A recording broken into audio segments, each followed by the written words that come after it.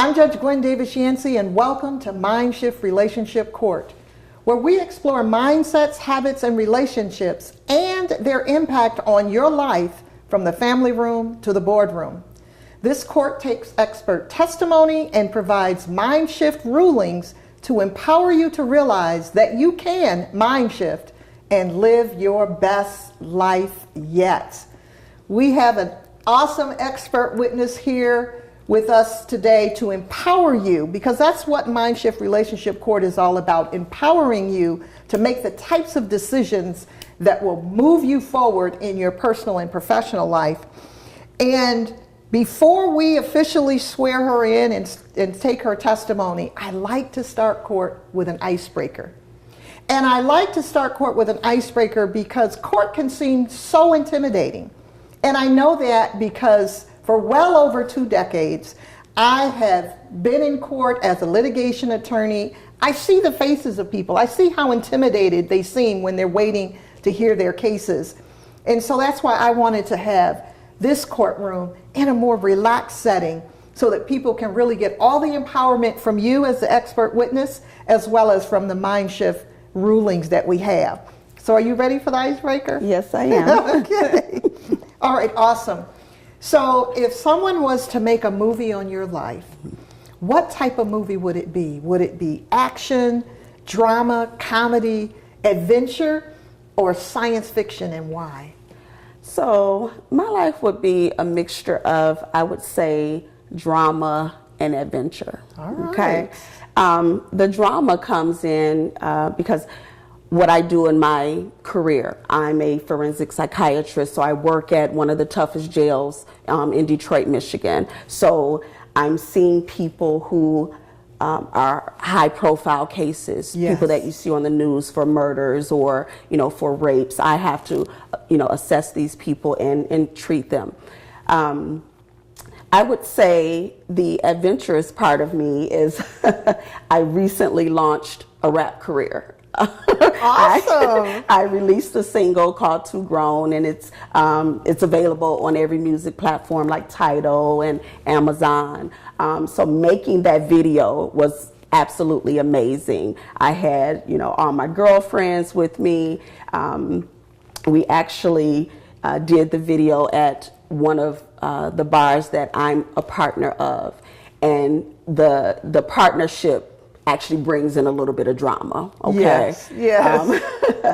My partners are 2 unsavory characters that I'm currently in litigation with. Oh no. So that's more of the drama in my life. So that is quite a bit of drama and some adventure too.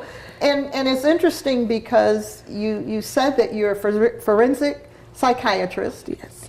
And now you have released a video and you've done a recording. Yes. So how did you get from being a forensic psychiatrist to going into the studio? Well, it all started actually as something that I wanted to do on my bucket list. Okay. It started off as, okay, I'm just gonna, make a song. I just want to get in the studio, see what it's like. It turned out to be something that actually allows me to express myself, and it allows me to have the time to myself to really think about the things that I have done and where I want to go. Mm-hmm. So I can get that down on paper and releasing it to the world so that they can hear my story and my words. That's awesome.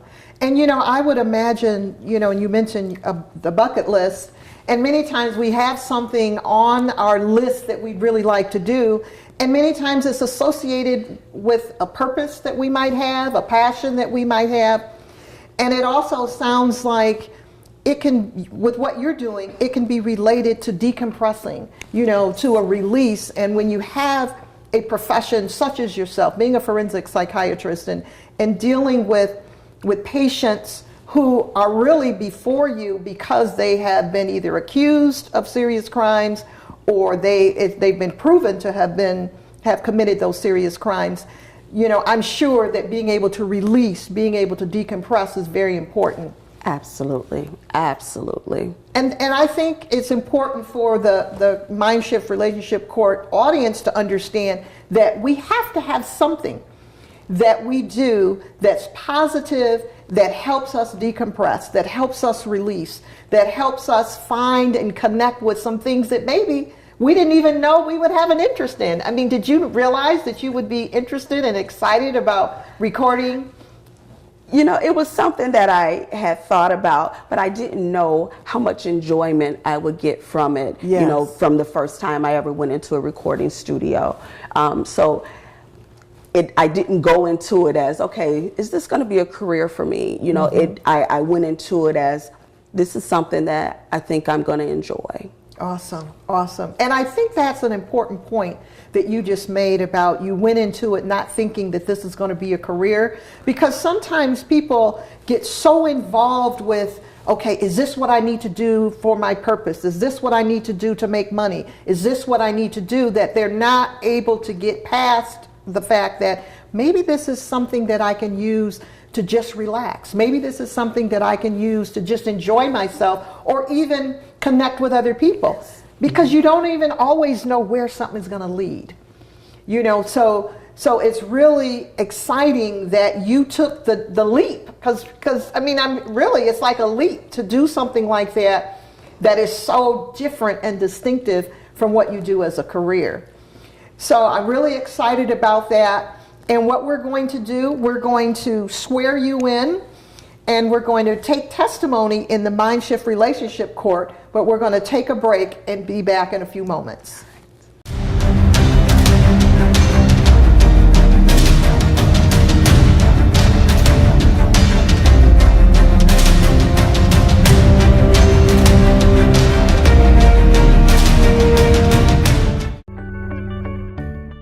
You are one decision from your next level. When you shift away from fear, you can begin to shift into your future. Your success is actually waiting for you.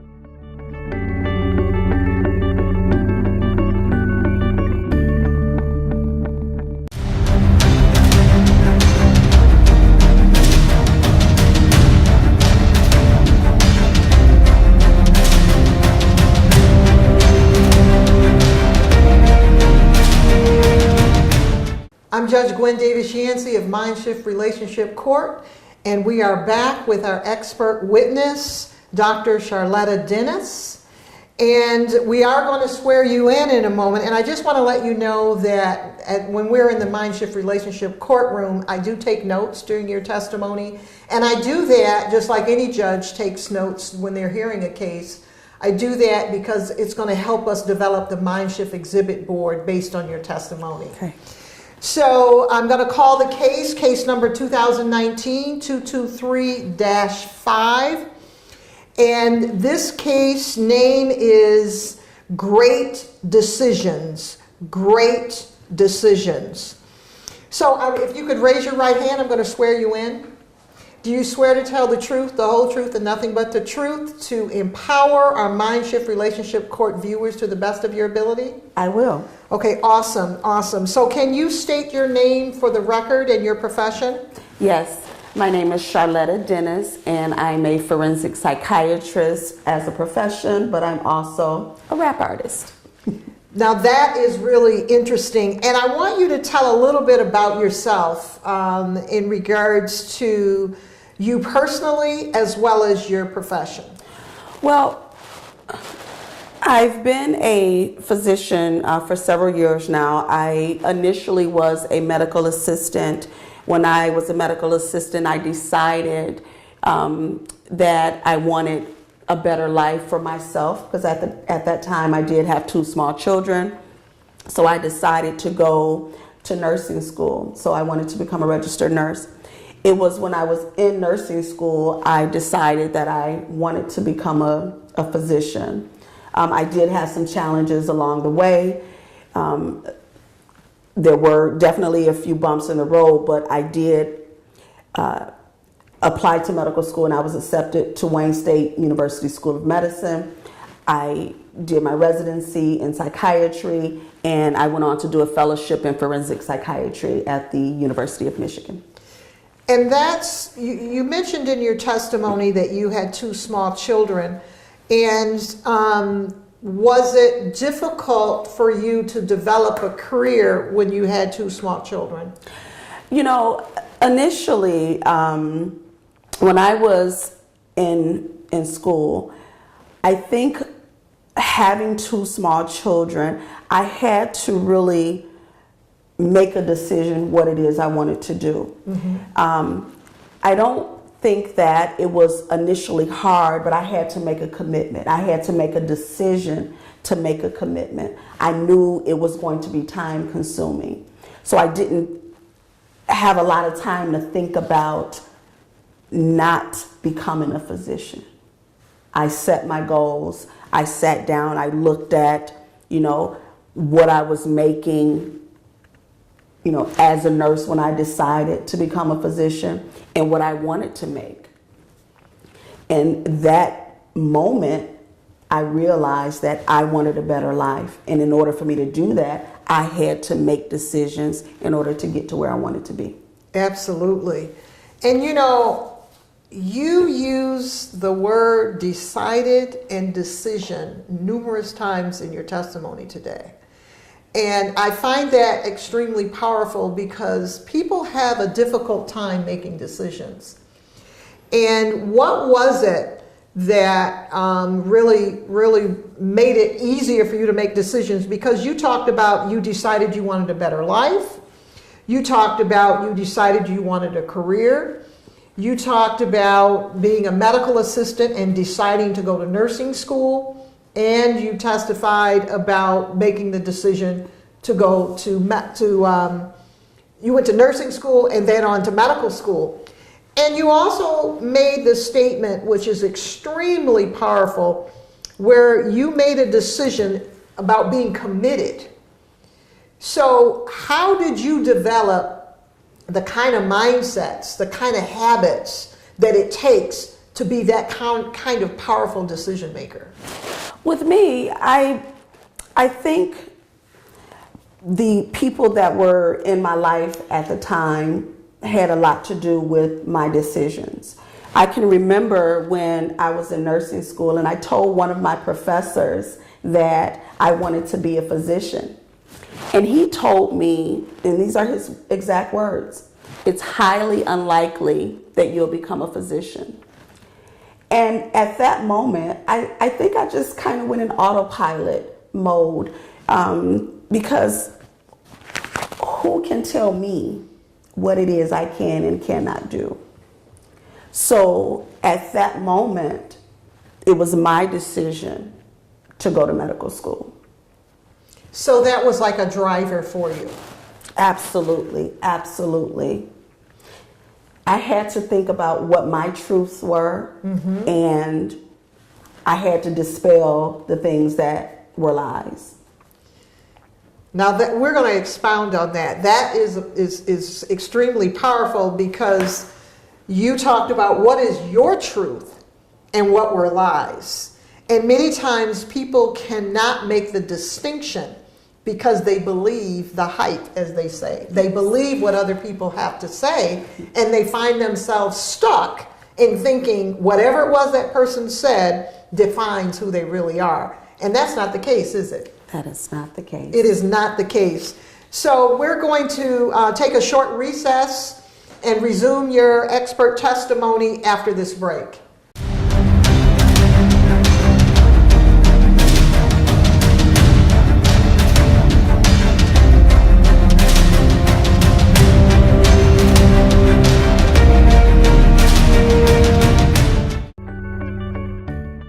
You are one decision from your next level. When you shift away from fear, you can begin to shift into your future. Your success is actually waiting for you.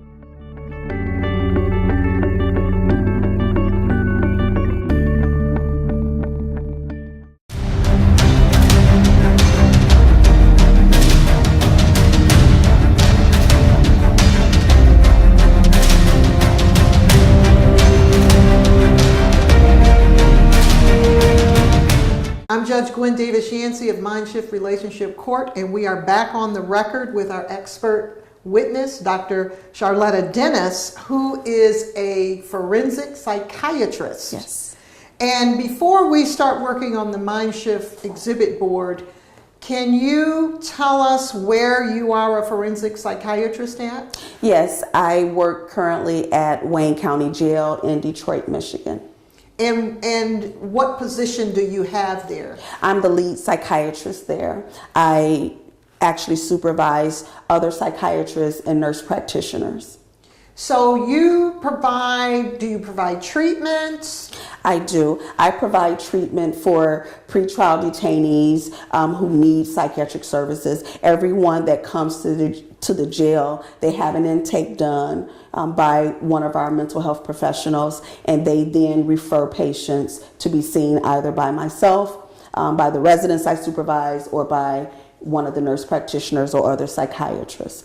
I also have my own private practice where I take referrals and evaluate people for their competence to stand trial or for criminal responsibility. So if someone wanted to get in contact with you regarding your private practice, how would they contact you?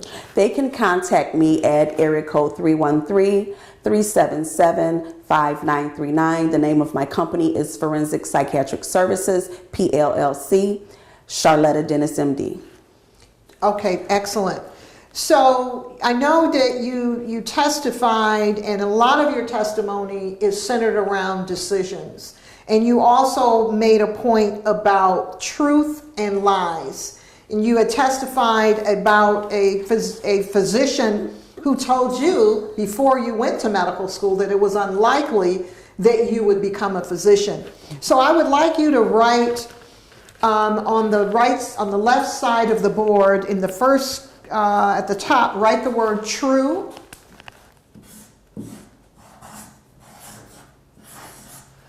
And below true, write stuck.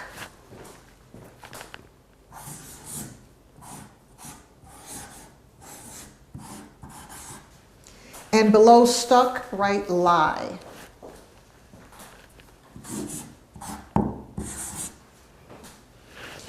And I know that you testified about you had to determine what your truths were. And so how did you really get to that point where you realized you had control over what your truth is? Well, I really had to take a look at the type of life that I was living and the type of life that I wanted to live.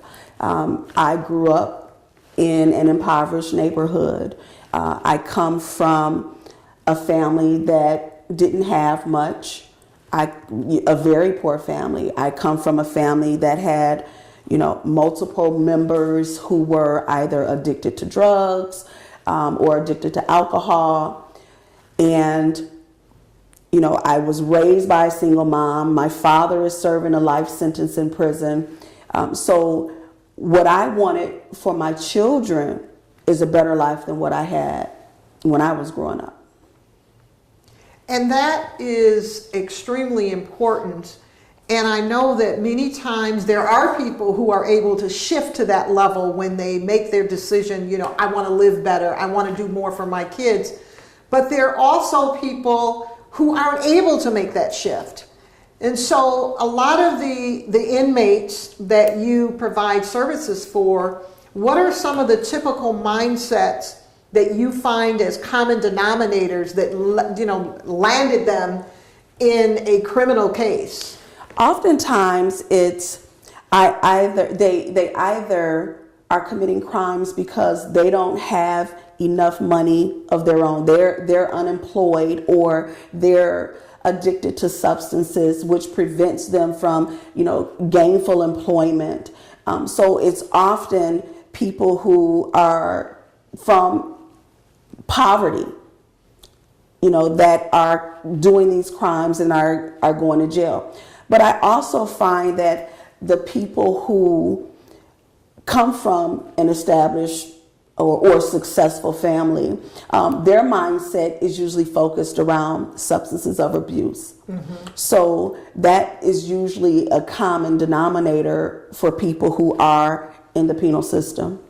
So do you think there's a correlation to, and you mentioned that there are people in the penal system that have come from poverty as well as from wealthier situations, but they still end up in the same, in jail, in prison. Do you think that there's a correlation from maybe some of the things that were said to them as true, where they believed it was true? Do you think that there was a correlation between things they heard growing up that made them think, I can't do that, I'm stuck? Absolutely. And it's like, most times it's a revolving door. They feel that they're stuck on a hamster wheel. Yes. They come to jail. They've been using drugs. They catch a new crime. They get out. We try to provide services for them, whether it's outpatient resources such as a mental health provider or drug court, that kind of thing, where they're actually mandated to go to services. So they would go to the services, but then again they start using again, and then they come back. So I think they're stuck in that, okay, well, this is my life, this is what I'm doing, things are not going to change. So they might have a mindset of, I'm just not good enough to get out of this lifestyle. Absolutely. They begin to believe the lies. It becomes indoctrined in their minds. So what's some of the advice that you give to a patient, an inmate that's coming to you?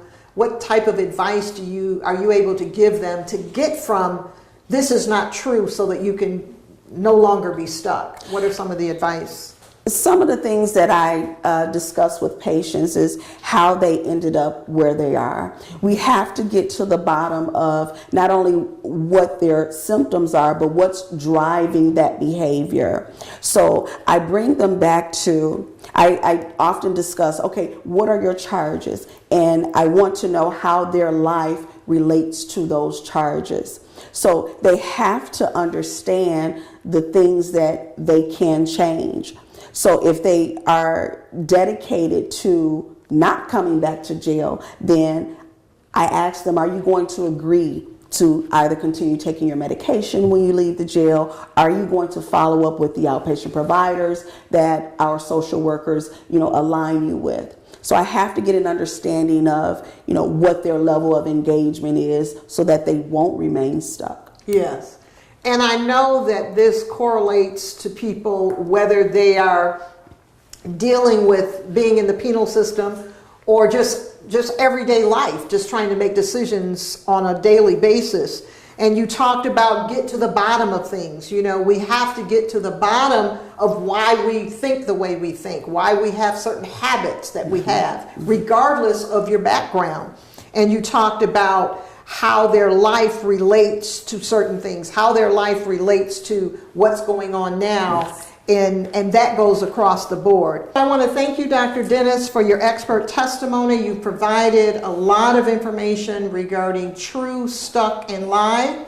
So I want to officially excuse you from the witness stand. And I want to give the Mindshift ruling. The Mindshift ruling for today is you can shift your decisions by using your situation as a driver. You can shift your decisions by using your situation as a driver to move you forward regardless of the circumstances that you're dealing with today. So I'm Judge Gwen Davis-Yancey of Mindshift Relationship Court, and always remember that your mind is extremely powerful, but you have power over your mind so that you can mind shift and live your best life yet. Mindshift Relationship Court is adjourned.